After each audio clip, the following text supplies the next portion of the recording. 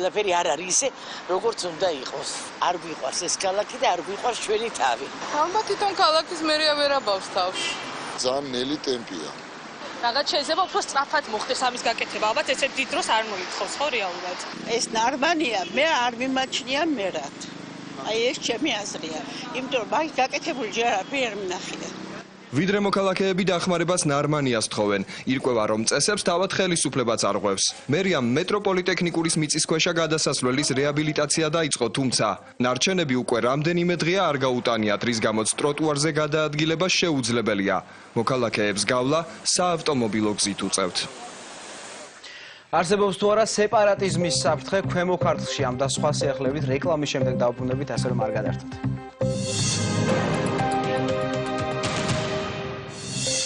Jens Stoltenbergis ორდღიანი ვიზიტი საქართველოში. ეს იქნება ერთ-ერთი ყველაზე უფრო დიდი ერთობლივი პროექტი. რა მნიშვნელობა აქვს ნატო საქართველოს ერთობლივი წვრთნისა და შეფასების ცენტრის გახსნას? ქრონიკის სტუმარი საქართველოს წარმომადგენელი ნატოში ალექსანდრე მაისურაძე.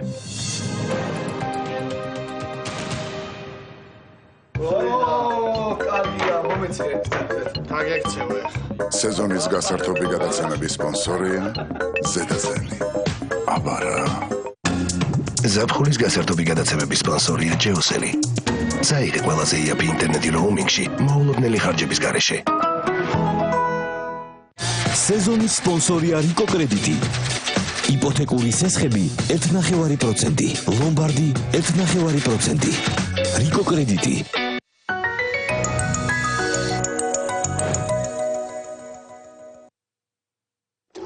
სამიჯი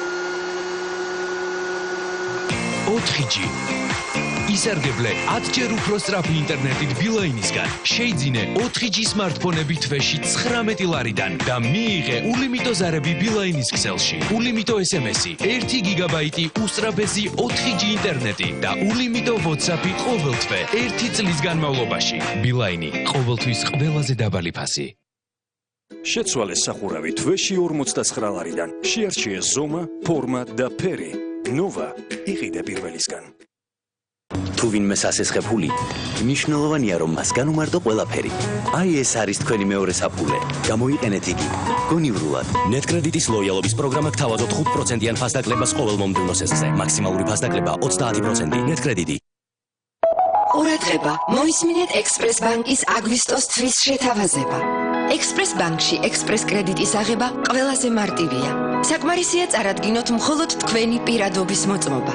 ექსპრეს კრედიტის ლიმიტი გაიზარდა 700 ლარამდე და ყველა ვინც 31 აგვისტოს ჩათვლით ისარგებლებს ექსპრეს კრედიტით, არ გადაიხდის კრედიტის გაცემის საკომისიოს. ექსპრეს ბანკი. მარტივია.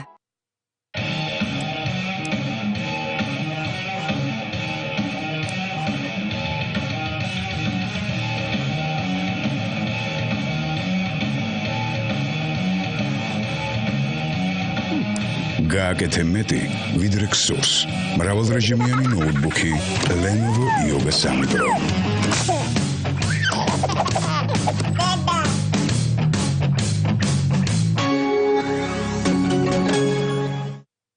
ყოველი დღე ძალიან დატვირთულია. სამსახური, საყიდლები, ბავშვის მოვლა.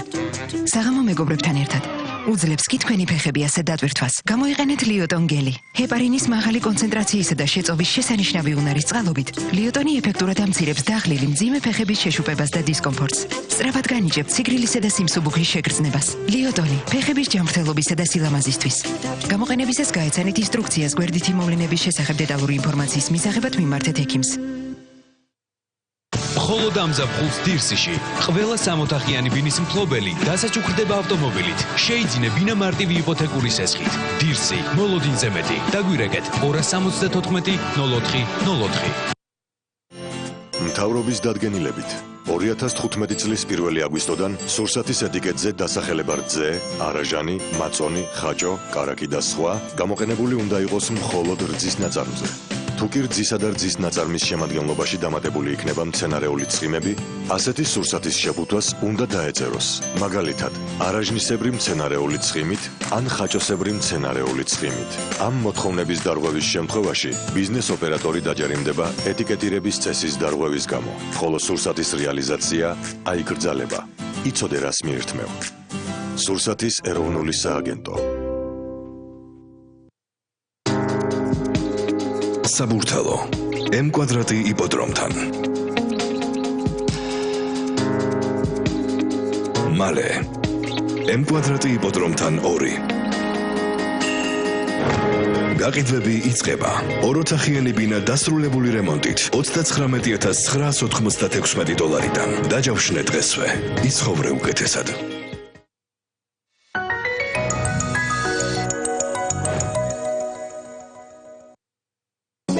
საღამოს გასართობი გადაცემების წარმდგენია მაგთიკომის საერთაშორისო ტარიფი ჩემი მსოფლიო. ეკონტაქტე მსოფლიოს 15 ქვეყანას წუთში 15 თეთრად. საღამოს გასართობი გადაცემების სპონსორია ექსპრეს ბანკი, ყველაზე მარტივი ბანკი საქართველოში. ექსპრეს ბანკში სესხის აღება ყველაზე მარტივია. ექსპრეს ბანკი. მარტივია. თქვენ უყურებთ დღის მთავარ გამოშვებას, დავუბრუნდით პირდაპირ ეთერში. ორ დღეში საქართველოში ნატოს საწვრთნელი ცენტრი გაიხსნება. საზეიმო ღონისძიებას ჩრდილო-ატლანტიკური ალიანსის გენერალური მდივანი დაესწრება. იენს სტოლტენბერგს ორმხრივი შეხვედრებიც ექნება. ქართული მხარე ყველა ღონისძიებაზე უსვამს ხაზს იმას, რომ ცენტრის გახსნა არავის წინააღმდეგ არ არის მიმართული. მიუხედავად ამისა, რუსეთი საწვრთნელ ცენტრში ხედავს იმას, რისი დანახვაც უნდა. კრემლის შეფასებით ალიანსის გადაწყვეტილება დაძაბულობის ესკალაციისა და რეგიონული უსაფრთხოების გაუარესებისკენ გადადებული ნაბიჯია.